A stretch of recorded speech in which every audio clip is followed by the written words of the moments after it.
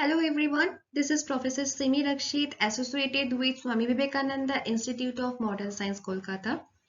Welcome all of you to another video under Industrial Relation. In this tutorial, I am going to discuss on Industrial Dispute Settlement Machinery under ID Act. In the view of this, the Industrial Dispute Act 1947 provides four major industrial dispute settlement machinery. Now let's see one by one.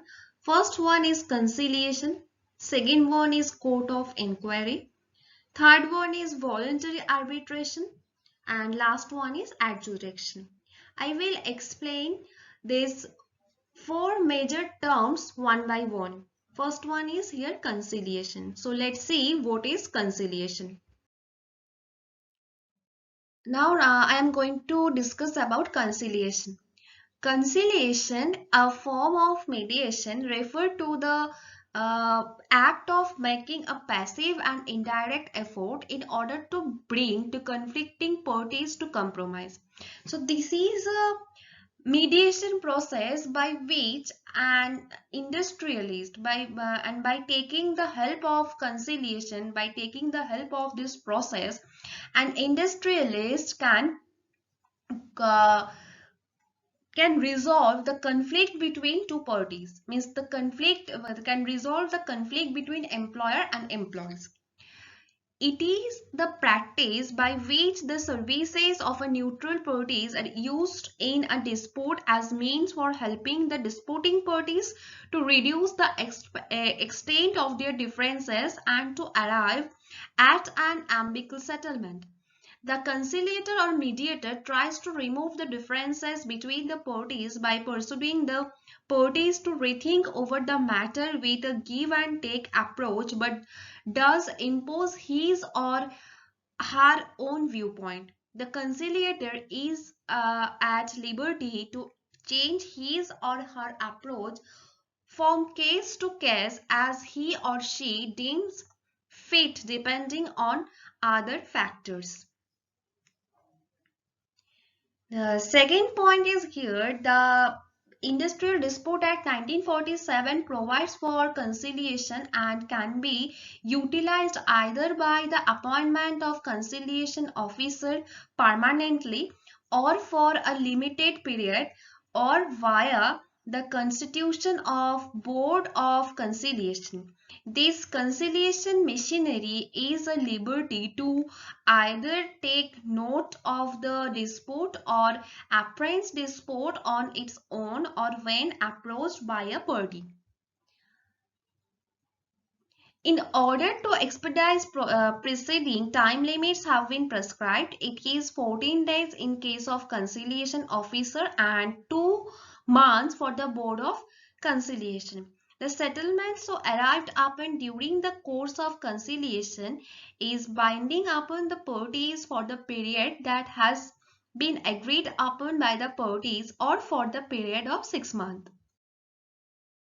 Now I am going to give a brief idea about conciliation officer. So he is a mediator. He can be appointed permanently or for a short period to any industry for resolving conflict.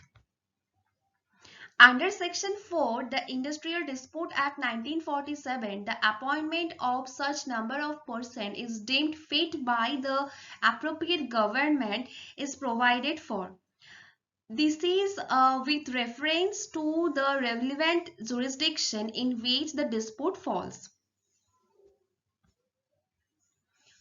For undertaking that employ 20 or more persons, the commissioner, additional commissioner, deputy commissioner is appointed as the conciliation officer, but at the state level, some officers from the Central Labour Commission office are appointed as conciliation officer. In case of central government, the conciliation officer enjoys the power of civil court. He is expected to give judgment within 14 days of the commencement of conciliation proceeding. This judgment that is given by him binding upon the parties to the dispute. The next topic under conciliation is Board of Conciliation. In case conciliation officer fails to resolve the differences between the parties, the government has the discretion to appoint a board of conciliation.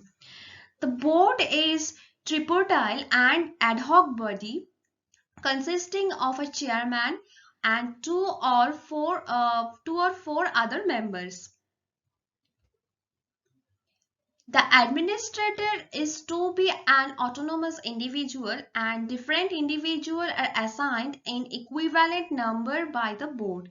Conciliation procedure before a board are like those that may occur before the conciliation officer. The government has yet another choice of adhering the proceeding of the court of inquiry rather than the board of conciliation. The next method to resolve the conflict under this act is court of inquiry. If there should be an occurrence of disappointment of the conciliation procedure to settle a question, the administration can choose a court of inquiry to inquire into any matter associated with or significant to debate. The court is mandated upon to present its report inside of 6 months and may comprise of at least one person to be chosen by the proper government. The court of inquiry is required to present its reports inside a time of 6 months from the initiation of inquiry.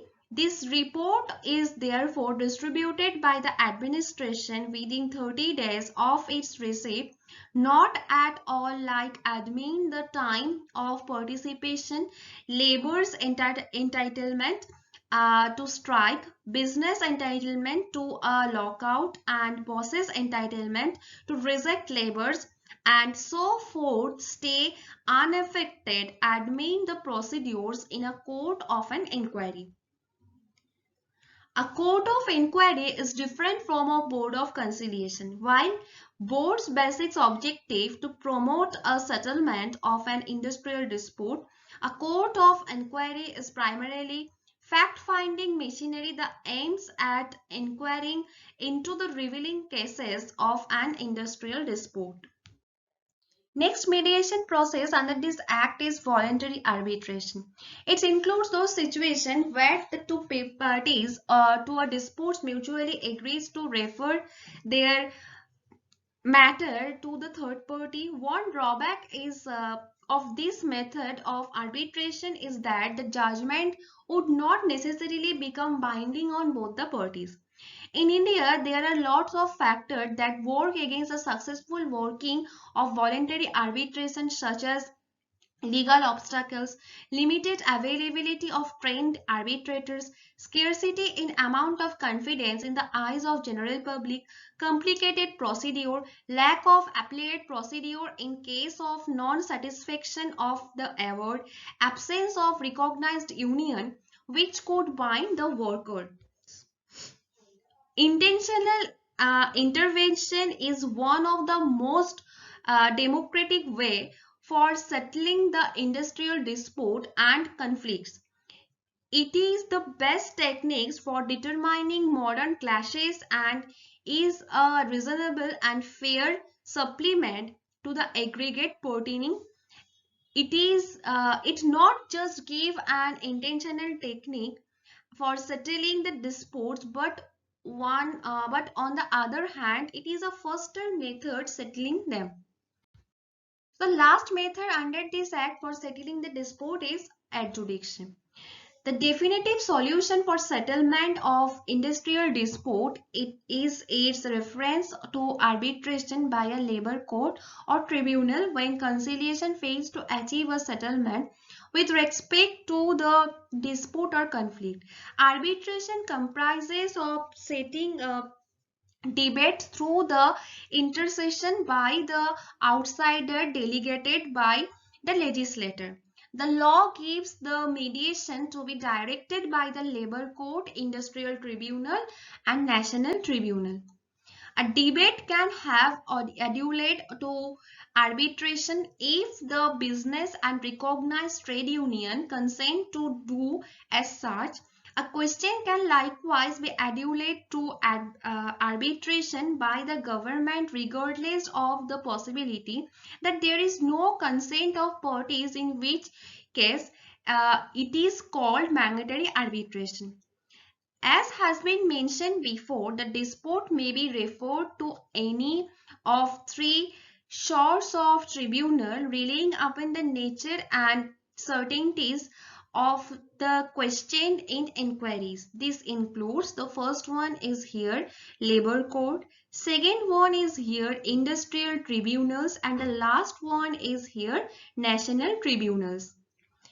The first two bodies may be set up either by any state government or by the central government. However, national tribunal may be set up only the central government when it believes that the adjudication of dispute is of national significance. These three bodies are hierarchical in nature, and it is government's privilege to refer a dispute or conflict to any of these bodies relying upon the nature of the conflict or dispute.